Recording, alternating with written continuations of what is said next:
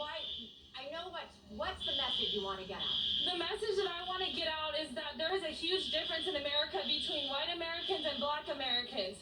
They are treated very differently, and although I do not want white Americans to experience what we have experienced from the police, I want the police to come to an agreement with us to give us the same opportunity to have the same protection from them that white Americans have.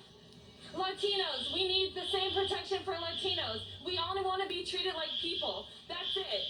Police brutality is out of control. When a black person gets abused by the police, it's like, okay, whatever, we have to riot. When a white person does something, I saw a white woman punch a police officer, and they so kindly asked her to detain herself until she fell and tripped, and then they zip-tied her. But a black man jaywalking is going to get pulled over and thrown to the ground. That's not okay. Let's talk to me about tonight, though. When you see the damage all through the area, what do you make of that? And what is the purpose, I guess, of that? Tell me. The damage tonight is necessary. You know why? Because this is how we feel every day walking down the street. We don't get to see the beautiful buildings that everybody else gets to see. We get to feel like we don't belong there. We get to feel like trash. We get to feel like garbage. We get to feel like we can't come here. But we came here today because we want to be a part of it. And if they don't want us to be a part of it, we want you to see what our reality is like. This is what we feel like when we walk down the streets. This is what it's like to walk down the streets. And this chaos. I'm afraid every time a police officer drives past me. I have a clean record. I have never committed a crime. Law-abiding citizen. I have gone to college. Yet I get pulled over every time I'm driving my car because it's a 2020.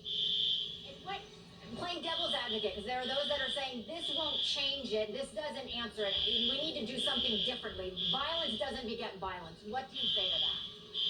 I say that the police need to change because they forgot that they work for us. The police work for us. They work for the people. Since when do you get to go to work and tell your boss what to do? Since when do you get to go to work and tell your boss to get on the ground? When do you get to go into the office and kill him and then still keep your job? And everybody loves you. Tell me about the curfew tonight. There's an 8 o'clock curfew. Are you planning on staying out, and what are you kind of sensing with that when you're out here tonight? It's after 8 o'clock, and they absolutely issued the curfew because we were peacefully protesting. We were all kneeling. We were kneeling. We were not violating anything, and they started to throw smoke bombs at us. They shot rubber bullets. We caught a police officer lighting a car on fire. That is not okay. They're putting that on us. We did not do that. I know that I saw myself, some of the protesters were not that peaceful, that were throwing rocks and bottles to initiate. So that is part of why the reaction comes, is it not? Yeah, it's, it's not. But one thing that I absolutely want to say is that there is a group of angels out here. There is a group of angels. They are Caucasian, and they are out doing extractions. They are coming in, and they are barricading us from the police, from the bullets, and they are offering rides to people, free rides. They're letting us come into their cars. A stranger got us out, and now we're out here to get other people out. We have our car nearby, and we're just trying to save lives and keep people out of jail. Coronavirus is here. We don't want anybody else to get sick. Can you tell me what's your first and last name? I'm Jane Doe. Where are you from, Ken?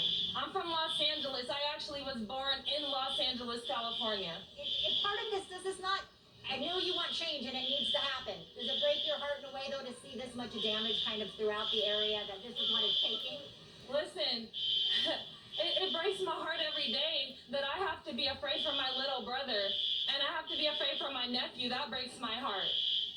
Right now, we're controlling the situation, per se, because we actually know what's happening, and we're getting our message across. How do we change people's perceptions, though? How do we really change the race relations in this country? How do we make a difference? We bring awareness, because you know how many people don't know who George Floyd is? So many people know the guy with the knee on his neck. They don't know his name.